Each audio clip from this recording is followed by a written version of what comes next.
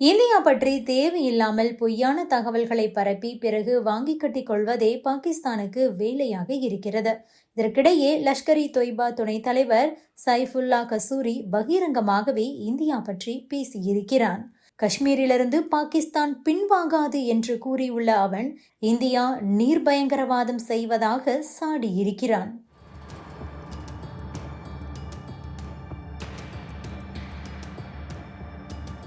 India Pakistan இடையே கடந்த ஆண்டு திடீரென மோதல் வெடித்தது. காஷ்மீரின் பகல்காம் பகுதியில் தீவிரவாதிகள் நடத்திய தாக்குதலில் அப்பாவி மக்கள் பலர் உயிரிழந்தனர். இதனைத் தொடர்ந்து இந்தியா ஆபரேஷன் சிந்தூரை நடத்தியது. இதில் பாகிஸ்தான் மற்றும் பாகிஸ்தான் ஆக்கிரமிப்பு காஷ்மீரில் இருந்த தீவிரவாத முகாம்கள் மீது இந்தியா தாக்குதலை நடத்தியது.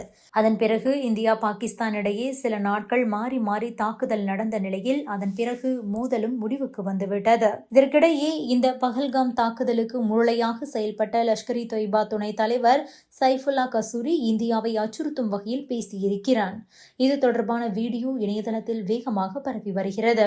காஷ்மீரிலிருந்து பாகிஸ்தான் ஒருபோதும் பின்வாங்காது என்றும் அந்த வீடியோவில் கசூரி அடாவடியாக மிரட்டியுள்ளான். பாகிஸ்தானில் நடந்த கூட்டம் ஒன்றில் பேசிய கசூரி இந்தியாவை மிரட்டும் வகையில் பேசியிருக்கிறான். 1947ஆம் ஆண்டு பிரிவினையின் போது பாகிஸ்தானின் பல லட்சம் ஏக்கர் நிலத்தை இந்தியா ஆக்கிரமித்து விட்டதாக கசூரி வாய்க்கு வந்ததை பேசியிருக்கிறான். தொடர்ந்து பேசிய அவன், நான் ஒரு விஷயத்தை தெளிவாக சொல்கிறேன்.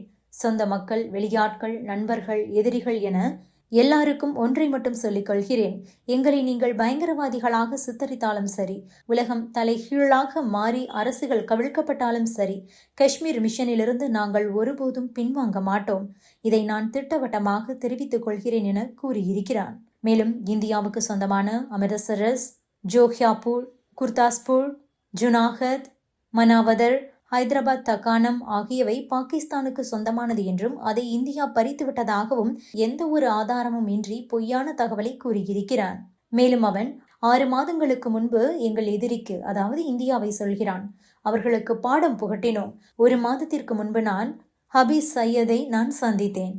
அப்போது எங்களுடன் வந்த ஒருவர் இந்தியாவுக்கு எப்படி பதிலடி கொடுக்க வேண்டும் என கேட்டார். அதற்கு ஹபீஸ் சையத், இந்தியா நம்மை விட 100 மடங்கு பெரிய எதிரி. ஆனால் இறைவன் அவர்களுக்கு ஒரு பாடம் புகட்டி உள்ளான். நாங்கள் அவர்களுக்கு பெரிய சேதத்தை ஏற்படுத்தி உள்ளோம். அதனால் இந்தியா அடுத்த 50 ஆண்டுகளுக்கு எங்களை தாக்க நினைக்கவும் துணியாது என்று வாய்க்கு வந்ததை அடித்து விட்டிருக்கிறார். பகல்காம் தாக்குதலை தொடர்ந்து சிந்து நதிநீர் ஒப்பந்தத்திலிருந்து இந்தியா வெளியேறியிருந்தது. இதன் மூலம் எதிர்காலத்தில் இந்தியா தனது நீர் தேவைக்காக சிந்து நதிநீரை பயன்படுத்தலாம். இதனை குறிப்பிட்ட கசூரி இந்தியா நீர் பயங்கரவாதம் செய்வதாகவும் சாடியிருக்கிறான். மேலும் திடீரென நீரை வேண்டுமென்றே ரிலீஸ் செய்து இந்தியாவில் திட்டமிட்ட வெள்ளத்தை கூட இந்தியா ஏற்படுத்தலாம் எனவும் கூறியிருக்கிறான் அந்த பயங்கரவாதி. Subscribe to One India and never miss an update.